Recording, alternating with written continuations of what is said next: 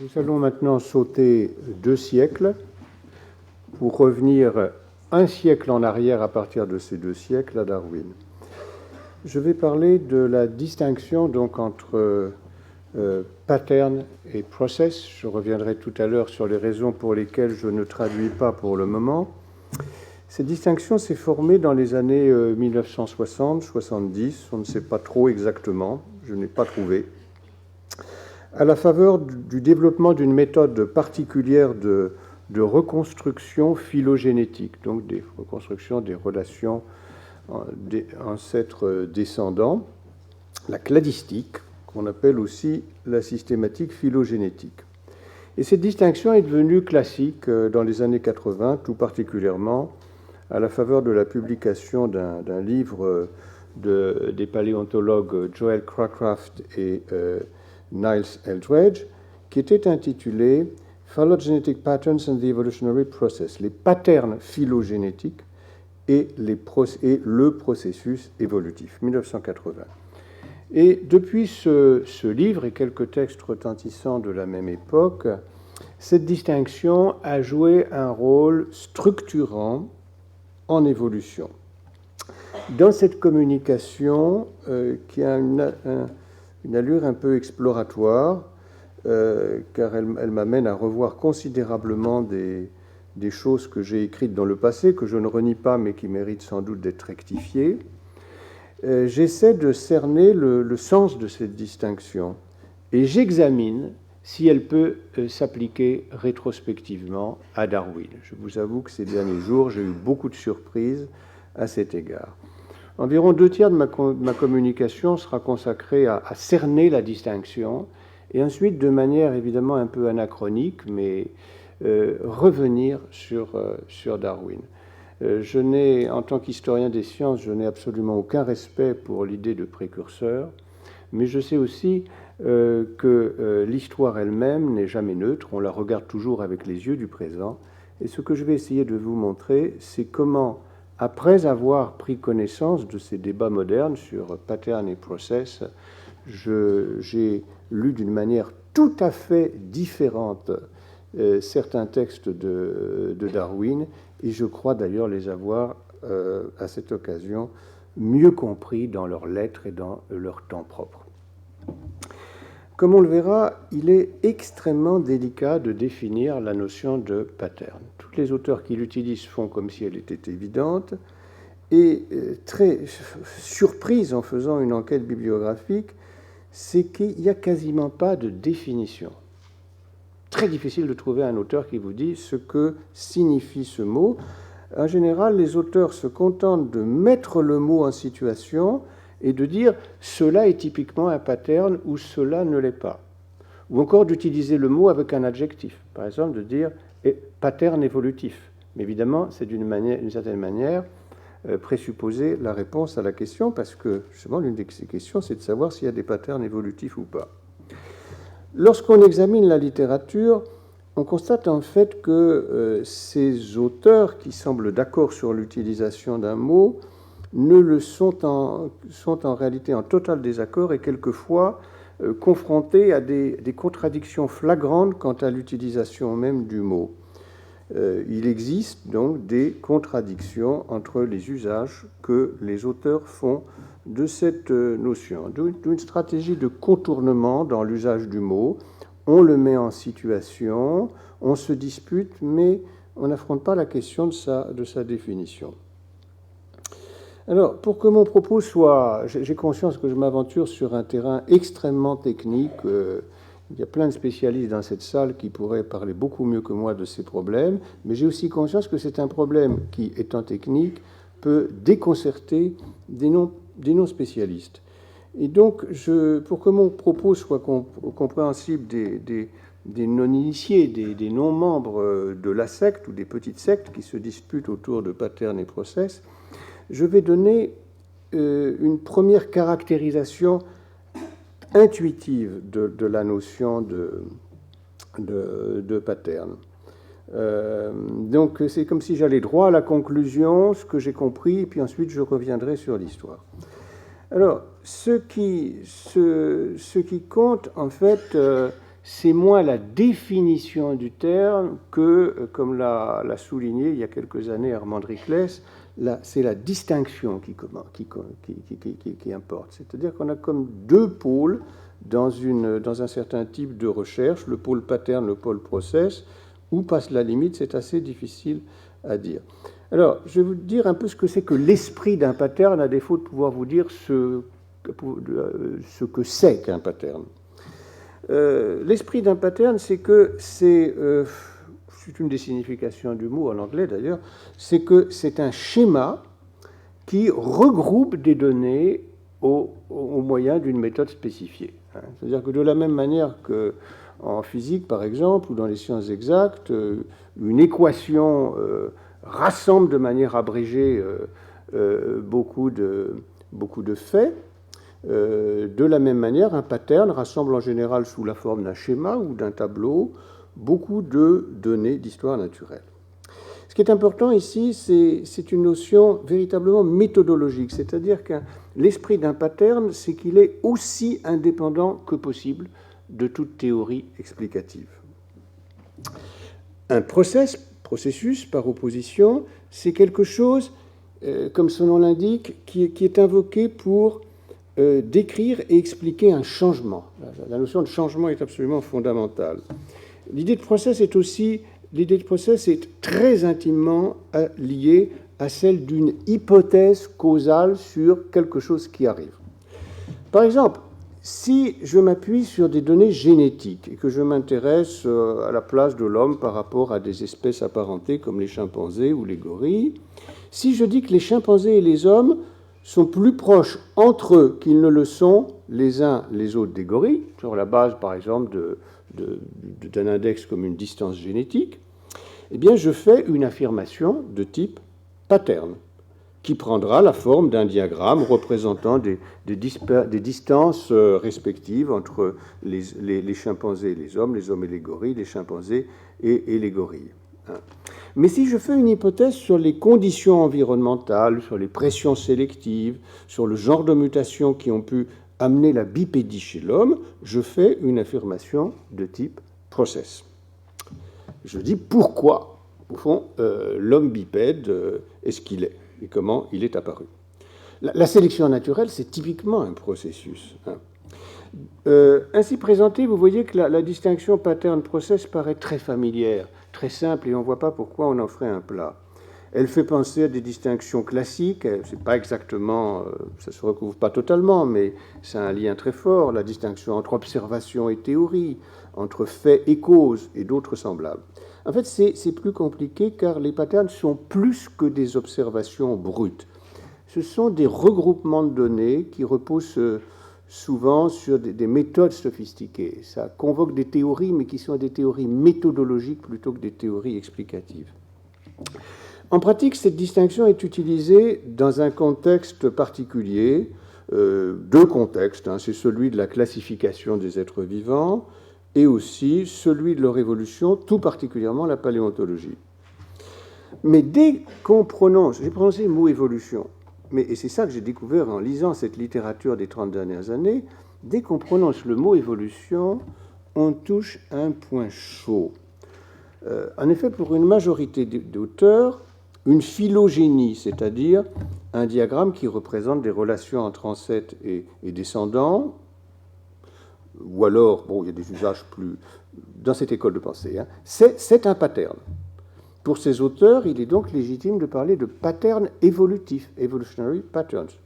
D'ailleurs, souvent, ces auteurs disent pattern comme abrégé, formule abrégée de pattern évolutif. Mais il y en a d'autres, dont je reparlerai dans un instant, qui ont justement fait du mot pattern leur mot de ralliement et pour qui une structure de relation généalogique n'est pas un pattern. Ils disent alors que c'est déjà une hypothèse, que ça va bien au-delà d'un simple regroupement incontestable de données. C'est pourquoi certains de ces auteurs récusent l'expression même de pattern évolutif. Dans ma communication écrite, je donnerai une avalanche de citations qui montrent cela. Donc, dès que je prononce le mot évolution, eh bien, je fais immédiatement appel à une théorie Et si je me range du côté de ces seconds auteurs, je dirais que nous sommes du côté des processus. Toute la difficulté est là. Certains auteurs, une majorité, utilisent pattern au sens de pattern évolutif, d'autres placent les patterns en amont de toute théorie de l'évolution. Alors, ce sont des remarques intuitives qui visaient à présenter ces notions, et je crois que ces remarques éclairent le sens de mon titre. Considérez en effet l'unique diagramme, l'unique figure que Darwin a insérée dans l'origine des espèces. Ce diagramme représente de manière abstraite l'interprétation naturelle que Darwin donne de la diversité du monde vivant et de sa classification. Les lignes en pointillés représentent des relations généalogiques entre des groupes taxinomiques. Darwin parle pour tout cela de descendance avec modification. Les espèces descendent des unes des autres, et en descendant les unes des autres, en plus, elles se modifient. Bon, question, c'est l'unique question de cette conférence. Ce diagramme décrit-il idéalement, parce que c'est pas, il n'y a pas de nom d'espèce ici, d'espèce particulière. Ce diagramme décrit-il un pattern ou non? Et est-ce que cette descendance avec modification, avec tous ces avatars, n'est-elle pas au contraire l'image même d'un processus? Donc c'est la question que je traite ici. Donc, dans un premier temps, je reviens sur les enjeux du débat contemporain au sujet du mot pattern, puis j'examine rétrospectivement le diagramme darwinien à leur lumière. Donc, la distinction moderne. Alors, d'abord, pourquoi utiliser l'anglais alors que le français est si simple? Process, c'est processus. Pattern, ça vient du français, c'est patron. Donc, on pourrait dire patron et processus, et je plaide pour un tel usage. Mais je sais que je ne me ferai pas comprendre des spécialistes. Ils me diront, c'est pas immédiatement intelligible dans la langue usuelle. Je pourrais leur répondre, mais votre langage est technique. Bon, alors, ils vont dire, par exemple, oui, mais patron, tout le monde, il faut comprendre que c'est patron au sens de la couturière. Le patron de la couturière, de la couture. Bon, et puis en outre, en anglais, le mot pattern a des connotations comme fitness, ça a une multitude de connotations. C'est une langue pragmatique, l'anglais. Ça part dans tous les sens, ça flotte, et puis en même temps, c'est très commode. Le mot pattern est un mot à tout faire qui a deux sens fondamentaux en anglais, si on regarde un peu les dictionnaires. C'est un cauchemar quand vous avez à traduire un texte anglais dans lequel il y a pattern. Tantôt c'est schéma, tantôt c'est structure, tantôt c'est patron, tantôt c'est absolument cauchemardesque. Alors il y a deux sens principaux du mot. Le premier sens, c'est la manière reconnaissable dont quelque chose est fait, ou bien organisé, ou bien se produit. Et puis le deuxième sens, c'est que c'est un arrangement de données selon un motif répété. Patron de la couturière. Alors, ces deux sens créent déjà, comme vous voyez, l'ambiguïté, parce que ça semble signifier le mot et son contraire. Tantôt, on se dit que c'est un mot qui se prête bien à exprimer une structure unique, identifiable comme telle. Tantôt, ça se prête bien à exprimer une structure répétée. Par exemple, je cite Armand Rickless, mais je crois que tous les évolutionnistes seraient d'accord, il n'y a qu'un seul pattern décrivant la structure des relations généalogiques ayant conduit à l'homme, ou pour parler plus moderne, là, il n'y a qu'une seule structure phylogénétique des relations entre l'homme et puis les espèces qui ont conduit à lui. Il n'y a qu'un seul pattern des relations généalogiques entre tous les êtres vivants, mais comme dit Armand Rickless, on n'a aucune chance de jamais le découvrir totalement, ni même dans ces grandes lignes. Bon, mais en tant qu'il évoque une relation répétée, le mot pattern s'applique aussi idéalement aux homologies. Une homologie, c'est une relation entre des parties qui se répètent entre des groupes d'organismes différents. Par ailleurs, les naturalistes contemporains ont donné au sens pattern une troisième connotation qui est conventionnelle, qui est méthodologique, et qui est celle d'un regroupement de données selon une méthode spécifiée, idéalement un algorithme. Mais ça peut être plus qualitatif. Bon, alors, pour toutes ces raisons, il est plus commode de garder l'expression anglaise, et puis je dirais pattern et processus, parce que process, quand même, c'est un peu dur à avaler. Bon. Je vais essayer de faire comprendre en quelques mots la situation confuse attachée à l'usage du mot. D'abord, notons le contexte théorique. Alors, je ne parle ici que de l'usage du mot pattern qui a été fait par des spécialistes de l'évolution et de la classification, hein, c'est-à-dire systématique, paléontologie ou les deux. Je ne m'intéresse pas à l'usage que, par exemple, les anatomistes ou les biologistes du développement font du terme lorsqu'ils parlent du pattern des nervures de l'aile de drosophile ou de son pattern de développement. Bon, il y a un lien, bien sûr, entre ces deux usages. Dans les deux cas, c'est une notion descriptive. Dans tous les cas, on parle de structures fondées sur l'observation, mais ce n'est pas les mêmes genres de structures, hein. Chez les anatomistes ou les biologistes du développement, les structures en question, c'est des structures concrètes, c'est des structures d'objets matériels. Tandis que chez les évolutionnistes et les systématiciens, les structures sont des structures formelles, non concrètes, hein. Ce sont des structures fondées sur des relations de ressemblance ou d'apparentement entre des taxons. Bon. Cette réserve étant faite, la notion de pattern est devenue essentielle dans le contexte précis d'une théorie de la classification particulière, la cladistique, qu'on fait remonter à Willy-Hennig, 1950. Il s'agit en fait d'une école de pensée pour laquelle la manière dont la synthèse moderne, donc l'orthodoxie évolutionniste moderne, a traité la classification était insuffisante. Alors le reproche était le suivant. Je répète ici, c'est une leçon que connaissent tous les spécialistes de la chose, hein. Le reproche était donc celui-ci, c'est que les systématiciens évolutionnistes, ça c'est les ennemis des systématiciens phylogénétiques, les cladistes, hein, construisent leur classification en présupposant un certain nombre de principes théoriques au sujet des processus évolutifs, notamment la variation, la sélection naturelle, les extinctions, des choses comme ça. Bon. Alors, les cladistes ont proposé une méthode pour reconstruire les phylogénies qu'ils voulaient totalement indépendante de tout a priori sur les processus évolutifs. L'évolution ne reste que comme une toile de fond, une interprétation minimaliste, hein. Les espèces descendent les unes des autres, elles se modifient, stop, on ne demande pas plus à la théorie de l'évolution, hein. Donc l'idée était de renoncer totalement à construire les groupes taxinomiques comme des grades, c'est-à-dire comme des degrés dans un certain cheminement adaptatif, et de se contenter exclusivement sur l'identification de clades, des clades, c'est-à-dire, au fond, ce sont des groupes d'organismes disjoints qui sont supposés s'être scindés de manière irréversible, par une méthode que je ne précise pas, une méthode de congruence des caractères. Enfin, l'objet de cette conférence n'étant pas spécifiquement scientifique, je n'y insiste pas. Beaucoup dans cette salle, je le répète, sont infiniment plus compétents que moi sur ce sujet. Je renvoie par exemple quand même à une remarquable synthèse de Pascal Tassi en 2005 dans la revue Biosystéma. Alors, dans un premier temps, cette cladistique, qu'on appelle aussi la systématique phylogénétique, par opposition à la systématique évolutionniste, a considéré que classification et phylogénie, c'était la même chose. Classer, c'est reconstituer une phylogénie, c'est donner la classification.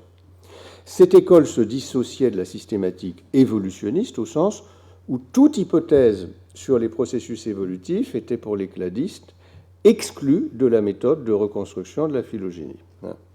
Donc je le répète, dans ce contexte théorique, l'évolution est la toile de fond, mais on met entre parenthèses toute hypothèse sur la marche causale des événements. On pose que le système des relations généalogiques, on va d'ailleurs bientôt renoncer à ce mot chez les cladistes, donc la descendance, peut être inférée de manière indépendante de tout mécanisme de modification. Ce qui nous amène tout de suite à nous dire, tiens, la descendance avec modification de Darwin, c'était du pattern. Ah, peut-être pas. On admet descendance et modification, mais il ne faut surtout pas d'hypothèse sur la modification.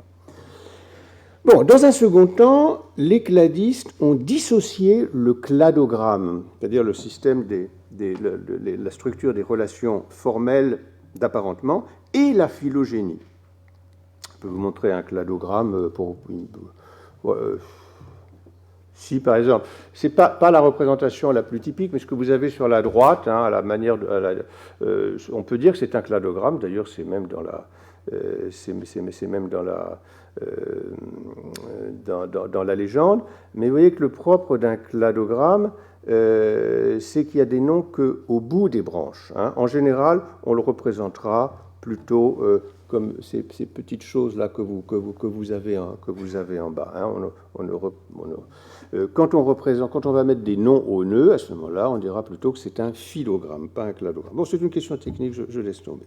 Alors, donc, dans un second temps, les cladistes ont dissocié le cladogramme et la phylogénie, et ils ont dit le cladogramme, c'est juste un schéma hiérarchique, c'est une structure mathématique, en fait, qui représente les taxons comme des classes emboîtées, hein, grâce à un algorithme routinisé.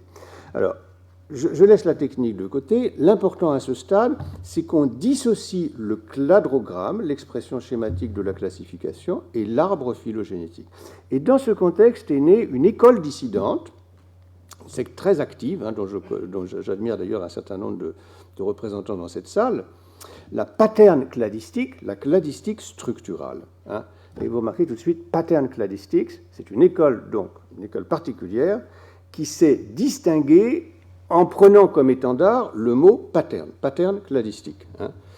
Alors, dans la pattern cladistique, la cladistique structurale, toute référence à l'évolution est bannie de la méthode de construction des cladogrammes. À la limite, on ne se pose même pas, on refuse même les notions intuitives de succession des espèces et de leur modification. On admet la notion de modification d'un point de vue formel, hein, des séries de transformations. Alors, bien entendu, l'évolution demeure comme toile de fond, mais toutes ces théories et toute sa terminologie sont mises entre parenthèses. Par exemple, on va nier l'idée de groupe ancêtre. Il n'y a pas d'ancêtre, ça n'a pas de sens, l'expression de groupe ancêtre. On va refuser l'idée de relation généalogique, donc de relation ancêtre-descendant. On ne parle plus que de structure, d'apparentement entre des groupes, en restant très discret sur ce que signifie apparentement.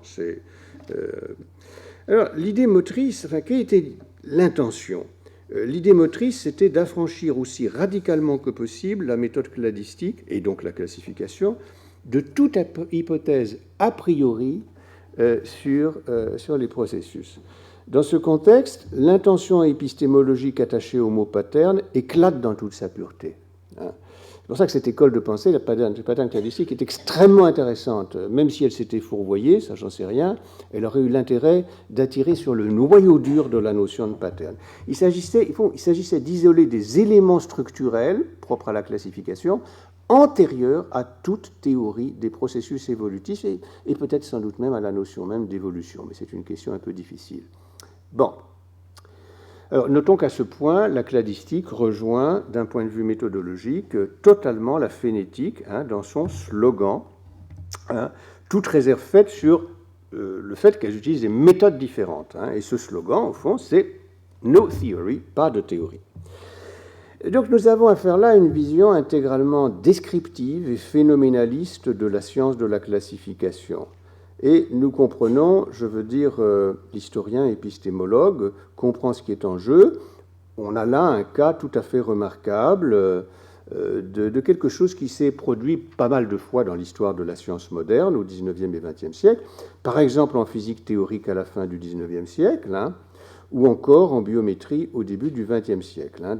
Dans les deux cas, l'idée était de construire des théories purement descriptives, c'est comme ça d'ailleurs qu'on les appelle, avec lesquelles toute théorie explicative possible devrait être compatible. Par exemple, construire une mécanique qui serait compatible avec la théorie atomistique, mais la question de savoir s'il y a des atomes demeurant ouverte. Ou encore une théorie de l'hérédité fondée sur uniquement le concept de corrélation multiple, mais en laissant la question ouverte de savoir s'il y a des unités matérielles d'hérédité, comme l'a postulé la génétique. Alors là, on a affaire à quelque chose de semblable. Donc c'est pour ça que je pense que c'est du point de vue de l'histoire des sciences, c'est quelque chose d'extrêmement intéressant. Alors, quoi qu'il en soit, ce qu'on constate aujourd'hui, c'est qu'en pratique, les évolutionnistes utilisent la notion de pattern de manière beaucoup plus libérale que ce que je viens de dire. Ils disent, au fond, on a des patterns qui expriment des relations formelles entre les différences et ressemblances entre les organismes. Par exemple, c'est ce que vous avez sur la gauche. On a une documentation fossile qui est du regroupement de faits aussi, on peut dire que c'est du pattern aussi, et puis à partir de cela, figure d'extrême droite, on peut faire une conjecture, hein, on peut essayer de construire un arbre phylogénétique, mais en étant conscient que c'est une conjecture. Donc l'arbre phylogénétique, j'ai rarement vu que des évolutionnistes, et en particulier des cladistes, disent ça, c'est un pattern. On est franchement là dans l'hypothèse. Hein. Bon, de la même manière ici, autre image qui montre comment en haut vous avez un cladogramme représenté souvent des conventions un petit peu différentes, des relations formelles. Hein. Et puis en bas, vous avez la distribution d'un certain nombre de fossiles dans des couches stratigraphiques. Et puis en pointillé, vous mélangez les deux, et puis avec les deux, vous obtenez un phylogramme, vous obtenez une phylogénie. Philippe Janvier, professeur au Muséum, a pris l'habitude, disons, d'enseigner en dissociant clairement l'aspect cladogramme, hein, c'est-à-dire donc l'inférence phylogénétique fondée sur des relations formelles entre caractères, et puis à gauche, les tableaux de présence des fossiles dans les couches stratigraphiques. Je trouve que c'est très très élégant. Où est l'arbre phylogénétique ici? On aurait tendance à dire il est à droite, oui il est à droite, mais à condition de croiser avec ce qui est à gauche, et ça c'est tout à fait conjectural. Alors j'en viens à Darwin, normalement je crois que j'ai épuisé mon temps, Armand, mais 5 minutes, et bien en 5 minutes, je vais vous montrer ce qu'il en est, donc du fameux diagramme de Darwin. Alors pattern ou process. Tout d'abord, il ne faut pas se faire d'illusions, on ne trouve pas la distinction pattern-process chez Darwin, bien qu'il utilise ces mots. Le mot de processus beaucoup, au sens conventionnel, et le mot de pattern en un sens anatomique qui n'a pas d'intérêt pour nous ici. Alors, voici comment Darwin appelait sa théorie, descendance avec modification par la sélection naturelle. Alors, cette théorie, alors il est tentant de dire la première moitié de la formule, descendance avec modification, c'est pattern, sélection naturelle, c'est process. La sélection naturelle, plus quelques autres principes, explique ce qui serait le pattern de l'évolution, c'est-à-dire la descendance avec modification. Alors, justement, je crois que c'est une question beaucoup plus délicate que ça n'en a l'air, et j'ai été étonné de la subtilité de Darwin sur ce point. Darwin commente son fameux diagramme, que voici. Hein. Il le commente en 2 points du livre, le chapitre sur l'origine des espèces. D'abord au chapitre sélection naturelle, qui nous indique qu'on est plutôt dans une pensée de type processus, et puis dans le dernier chapitre qui porte sur la classification. Alors, regardons ce qu'en dit Darwin au chapitre sélection naturelle. Il y a 11 pages où il commente, mais morceau par morceau, son schéma. Et voici les moments forts de ce raisonnement. Je le prends simplement dans l'ordre. D'abord, il nous explique que les descendants d'une espèce prospéreront mieux. Une espèce, par exemple, A en bas ou I, prospéreront d'autant mieux que des variétés dotées de caractères différents auront conquis des places nouvelles dans la nature. Et il explique que l'accroissement en nombre des variétés, que vous voyez là sur, je ne sais pas, 10 000, 100 000 générations, on ne sait pas trop, eh bien, est lui-même un effet de la sélection naturelle. Donc la divergence des caractères est un effet complexe de la sélection naturelle. Bon. Et il nous explique que ceci est symbolisé par les bouquets de lignes en pointillés à chaque étage. C'est là que se situe l'action de la sélection naturelle. Deuxièmement, Darwin conjecture que les variations les plus divergentes par rapport au type moyen tendront à être préservées, car ce sont elles qui vont maximiser le nombre de places occupées dans la nature. Et ceci est symbolisé dans le diagramme par la tendance générale, à partir de n'importe quel point, à l'écartement, des lignes. Il explique dans le texte, il dit « j'ai construit mon schéma comme ça parce que, voilà, il y a tel processus ». Au passage, il y a une hypothèse auxiliaire, il dit que les individus qui composent les variétés, donc on est au niveau des toutes petites branches, là, des petits bouquets ou éventaux, les individus qui composent les variétés tendront à varier dans la même direction que leurs parents. Ça, c'est une hypothèse sur l'hérédité. Quatrièmement, Darwin dit que les descendants des branches améliorées, donc à plus grande échelle, tendent à prendre la place et à détruire les branches plus précoces et moins améliorées. Alors ceci, dit Darwin, est symbolisé par, au fond, les grandes branches avec des ramules qui n'atteignent pas les étages supérieurs. En fait, vous voyez qu'il n'y en a que 3 qui atteignent l'étage supérieur. Il y en a une qui ne bouge pas au milieu, puis il y en a 2 qui se sont beaucoup diversifiées. Et Darwin, enfin, il étend ce principe au niveau des grands groupes. Il dit les espèces, les familles, les genres sont aussi sujets, avec leur diversité propre, à une extinction différentielle. On dirait presque de la sélection d'espèces ou de clades aujourd'hui. Je crois que c'est d'ailleurs exactement ça.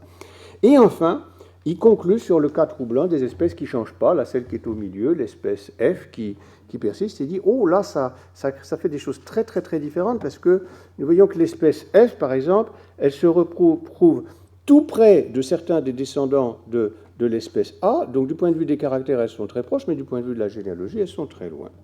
Voyons ce qu'il en est au chapitre classification. Ce que nous venons de voir ici, c'est que dans le chapitre sur la sélection naturelle, le discours de Darwin sur son diagramme est saturé par des processus. Il n'y a que ça. Et suite à un développement inattendu, il explique que les grades de différence, c'est-à-dire les degrés de différence qui résultent de modifications adaptatives, c'est dans le texte, les grades de différence. Ce n'est pas Huxley qui a inventé le terme, c'est Darwin. Les grades de différence ne constituent pas une base sûre pour la classification. En effet, dit-il, la divergence des caractères, qui est fondamentalement due à l'action adaptative de la sélection naturelle, brouille le seul lien, il n'y en a qu'un qui compte pour la classification, c'est la descendance, c'est le lien généalogique. Et c'est pourquoi Darwin nous dit, si on veut faire de la classification, il faut commencer par neutraliser complètement l'histoire adaptative pour reconstituer la classification. D'où cette citation tout à fait remarquable qui nous dit, vous voulez classer, vous n'avez qu'une seule base, c'est les ressemblances et différences, et il faut commencer par éliminer toutes celles qui trahissent des adaptations, parce que ça brouille le signal, et ça ne permet pas de repérer les affinités réelles du point de vue de la descendance. Donc nous voyons que dans ce chapitre, au fond, les processus, ils interviennent toujours, la sélection naturelle, elle intervient toujours, mais au titre d'un principe méthodologique négatif. Il s'agit juste d'être conscient en permanence que l'évolution adaptative par sélection naturelle est ce qui brouille le signal phylogénétique. Et d'où la conclusion de Darwin, nous n'arriverons probablement jamais à démêler l'inextricable réseau des affinités entre les membres d'une classe quelconque. Il était peut-être un peu pessimiste, il ne connaissait pas la cladistique, mais enfin. Je conclus.